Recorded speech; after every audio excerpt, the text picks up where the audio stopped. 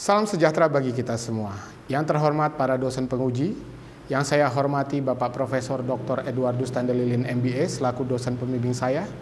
Dalam kesempatan yang baik ini, izinkan saya mempresentasikan hasil tesis saya yang berjudul Estimasi Nilai Perusahaan Startup pada PT Identitas Indonesia. Adapun latar belakang topik ini saya pilih karena saya melihat pertumbuhan startup di seluruh dunia sangat cepat sekali. Bahkan Indonesia adalah negara peringkat kelima terbanyak dalam jumlah startup, yaitu 2.194 perusahaan. Penyebab cepatnya pertumbuhan startup selain karena hadirnya venture capital yang berperan sebagai investor untuk pendanaan, valuasi perusahaan startup yang tinggi juga dipandang sebagai daya tarik oleh para pelaku startup. Yang menjadi perhatian saya bagaimana perusahaan startup yang relatif baru bisa memiliki valuasi yang tinggi dan mengalahkan valuasi perusahaan konvensional yang sudah puluhan atau ratusan tahun beroperasi dengan aset sekian banyak. Berdasarkan ini saya memilih topik valuasi startup dan agar dapat memahami lebih jelas saya memilih pendekatan studi kasus. Perusahaan yang akan saya teliti adalah PT Identitas Indonesia. Perusahaan ini adalah perusahaan di bidang SaaS, Software as a Service, tetapi nama perusahaan ini sudah saya samarkan, yang berdiri di tahun 2016 dengan core bisnis tanda tangan digital. Perusahaan ini adalah pionir dan market leader di industri tanda tangan digital Indonesia. Sudah pernah mendapat pendanaan dari venture capital dan berencana mendapatkan pendanaan baru lagi. Dengan latar belakang tersebut, saya membuat perumusan masalah sebagai berikut.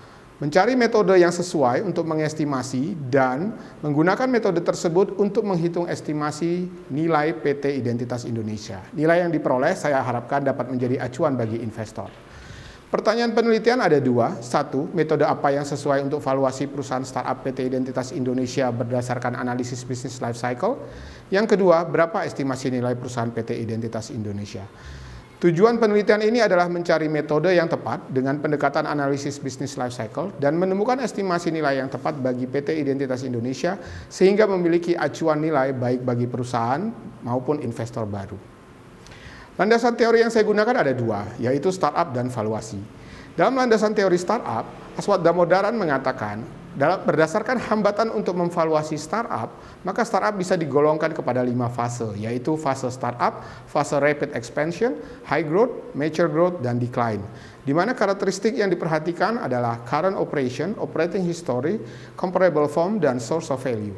Sedangkan menurut Alejandro Cremades, berdasarkan sumber dan tujuan pembiayaan startup itu bisa dibagi 4 fase, yaitu fase seed, startup, early growth, dan sustained growth. Sedangkan berdasarkan teori valuasi, menurut Palepu, Haley, dan Bernard, untuk melakukan valuasi kita perlu menganalisis financial statement yang akan memberikan gambaran kondisi terkini perusahaan, prospek perusahaan, dan strateginya ke depan. Tetapi pendapat yang berbeda disampaikan oleh Kohler, Goodhart, Wessel dari McKinsey yang menyatakan untuk memvaluasi sebuah startup atau perusahaan yang high-tech company, kita harus melihat dulu proyeksi pertumbuhan industri tersebut ke depan atau istilahnya start from the future. Selanjutnya potensi pasar atau size the market. Baru kemudian menentukan operating margin, capital intensity, dan return on investment, serta terakhir mengembangkan weight scenario. Pandangan lain disampaikan juga oleh Steve Shaw dari KPMG yang menyatakan untuk menentukan metode valuasi startup, kita bisa melihat karakteristik perusahaan berdasarkan revenue, earning, free cash flow, customer, marketing, product, teknologi, management, back office, dan funding round. Dari situ kita bisa menentukan fase startup tersebut berada di fase apa dari 7 fase berikut, yaitu fase seed capital, fase startup, launch, growth phase 1, growth phase 2, stable growth, dan mature. Setelah fase ditentukan, maka selanjutnya kita bisa memilih metode yang direkomendasikan oleh Steve Shaw. Berdasarkan teori tersebut, penulis mencoba menyusun metodologi penelitian dengan tahapan pengumpulan data yang dibagi 2, yaitu data primer, bersumber dari wawancara dengan CEO perusahaan, data sekunder, bersumber dari laporan keuangan yang diaudit dari perusahaan, proyeksi perusahaan ke depan, informasi tambahan lainnya dari perusahaan, dan juga sumber sekunder lainnya seperti website, media online, dan sumber lainnya yang kredibel. Untuk metode analisa data, penulis akan melakukan 2 analisis, yaitu kualitatif dan kuantitatif. Untuk kualitatif, penulis akan menentukan metode valuasi yang akan digunakan berdasarkan karakteristik perusahaan dan juga dibandingkan dengan teori startup dan teori valuasi. Sedangkan untuk analisa kuantitatif, metode yang tadi sudah ditentukan di dalam metode kualitatif akan digunakan untuk menentukan estimasi nilai perusahaan, di mana metode di sini yang akan digunakan adalah metode discounted cash flow, price to sales ratio, dan rekonsiliasi nilai.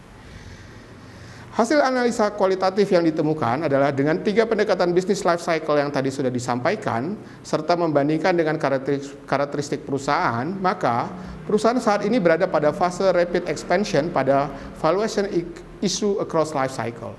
Sedangkan untuk financing life cycle of startup, fasenya adalah fase early growth dan growth phase 1 pada valuation method.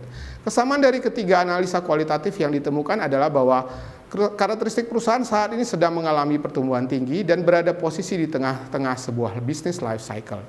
Karena itu, mengacu kepada valuation method life cycle yang ditawarkan oleh Steve Shaw, maka metode yang direkomendasikan adalah discounted cash flow, di mana diberikan bintang 5, dan price to sales ratio, di mana diberikan bintang 4. Untuk menghitung dengan metode discounted cash flow, pertama penulis melakukan analisa industri, di mana data-data yang ada di layar saat ini, itu penulis dapat dari perusahaan langsung, tetapi penulis sudah melakukan cek ke website dari sumbernya. Dari analisa industri terlihat bahwa potensi pasar industri tanda tangan digital dan global identity di Asia Tenggara itu bernilai $1,5 miliar US dengan compound annual growth rate antara 14 sampai 27%.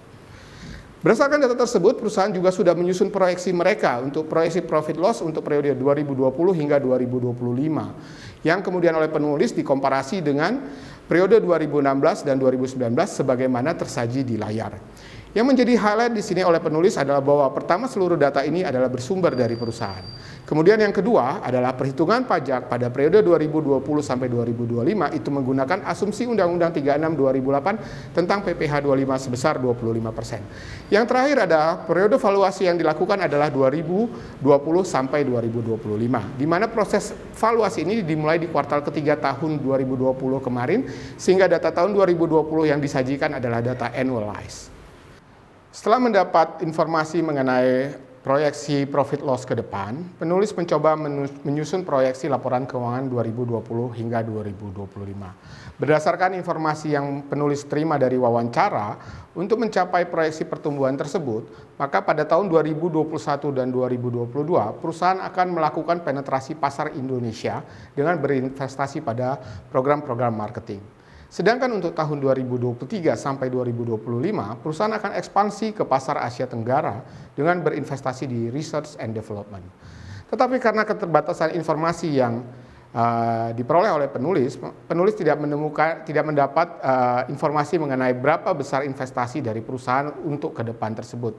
Karena itu penulis menggunakan data dari penelitian yang dilakukan oleh River City Capital Fund, yaitu sebuah perusahaan venture capital yang kebetulan pernah melakukan penelitian di bidang berapa besar investasi marketing dan research dan development dari perusahaan-perusahaan SaaS di dunia.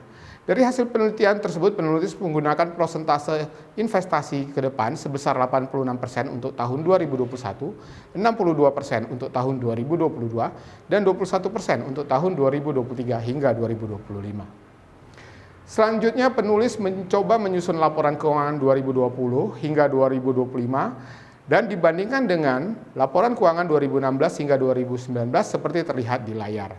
Yang perlu penulis highlight di sini adalah Capex 2021 hingga 2025 menggunakan asumsi penelitian dari River City Capital Fund. Dan berdasarkan informasi dari perusahaan untuk account receivable dan account payable menggunakan data historical yang mana rumusnya sudah ditentukan dari perusahaan, yaitu day sales outstanding dikali sales per 365. Dan account payable itu rumusnya day purchase outstanding kali cost of goods sold dibagi 365. Selain itu ada penyertaan modal tambahan dari pemegang saham pada tahun 2021 dan 2022 senilai 112,5 miliar untuk 2021 dan 225 miliar untuk tahun 2022. Setelah membuat proyeksi laporan keuangan, penulis sekarang bisa menghitung free cash flow to equity dengan cara menambahkan laba bersih dengan depresiasi dan mengurangkannya dengan capital expenditure dan non-cash working capital. Tahapan selanjutnya adalah menghitung cost of equity, di mana ada 3 komponen di sini. Yang pertama risk-free rate, di sini penulis menggunakan yield obligasi 10 tahun Indonesia yaitu 6,24%. Sedangkan untuk beta, penulis menggunakan beta dari perusahaan startup yang sudah listing di Bursa Efek sebagai benchmarknya, yaitu MCAS dengan beta 1,54. Sedangkan untuk equity risk premium, penulis menggunakan hasil penelitian Damodaran di tahun 2020, di mana untuk Indonesia IRP-nya adalah 8,03%, sehingga ketika ditotal semuanya maka diperolehlah cost of equity 18,61% sebagai required return-nya. Sebelum menentukan terminal value, penulis juga perlu menentukan expected growth-nya, di mana menurut Damodaran, expected growth bisa dicari dengan mengalihkan return on capital dan reinvestment rate. Hasil perkalian untuk tahun 2025 memperlihatkan adalah 9,65%, di mana ini adalah angka yang digunakan sebagai expected growth. Setelah mendapatkan expected growth, maka terminal value dapat dicari dengan membagi free cash flow yang tadi sudah didapat dengan required return yang dikurangi dengan growth. Sehingga hasil yang diperoleh adalah 5.749.052.557.667. Ini adalah estimasi nilai perusahaan pada tahun 2025. Untuk menemukan nilai perusahaan saat ini, maka nilai tersebut di net present value kan terlebih dahulu, sehingga diperoleh hasil estimasi nilai perusahaan saat ini adalah 1.996.655.324.318. Dengan demikian, nilai perusahaan dengan metode DCF sudah ditemukan seperti yang disebutkan. Untuk menghitung dengan metode rekomendasi kedua, yaitu price to sales ratio, kembali penulis menggunakan benchmark perusahaan MCAS, di mana price to sales ratio-nya adalah 0,23 pada tahun 2019. Rasio ini kemudian dikalikan dengan revenue PT Identitas Indonesia pada tahun 2019 sebesar 15.104.524.374, sehingga diperoleh market cap senilai 3.474.040.606. Hasil perhitungan metode kedua ini sangat kecil dan terlalu jauh perbedaannya jika dibandingkan dengan metode pertama, yaitu discounted cash flow. Karena itu menurut penulis, nilai dari perhitungan metode price to sales ratio ini tidak dapat digunakan. Dan karena tidak bisa digunakan, maka proses selanjutnya yaitu rekonsiliasi nilai juga tidak dapat dilakukan.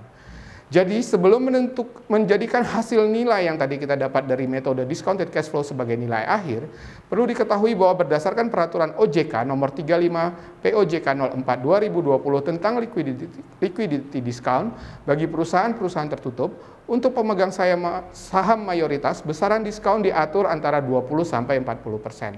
Sedangkan pemegang saham minoritas antara 30-50%. Penulis menggunakan rata-rata dari keseluruhan yaitu 35%, sehingga estimasi nilai akhir adalah 1.996.655.324.318 dikurang nilai yang sama dikali 35%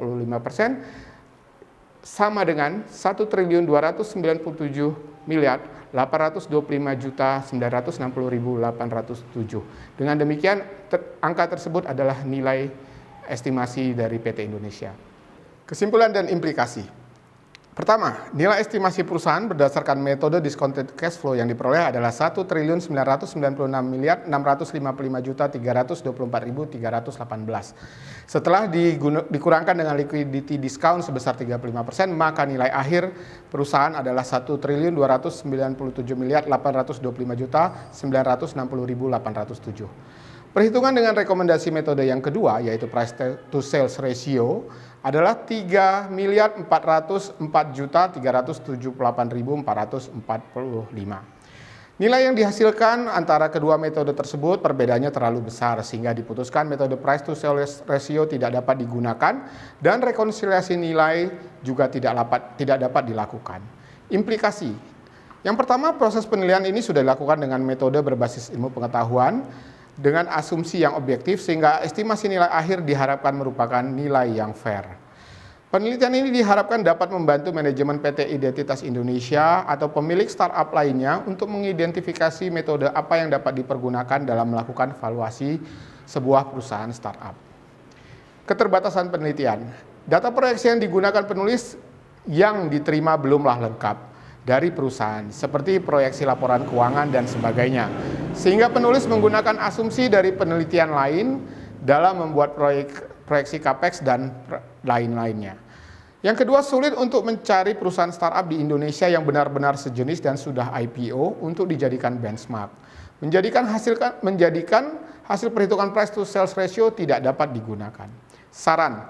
1. Untuk penelitian selanjutnya diharapkan data-data bisa tersedia lengkap sehingga meminimalkan penggunaan asumsi, sehingga hasil estimasi juga akan menjadi lebih akurat.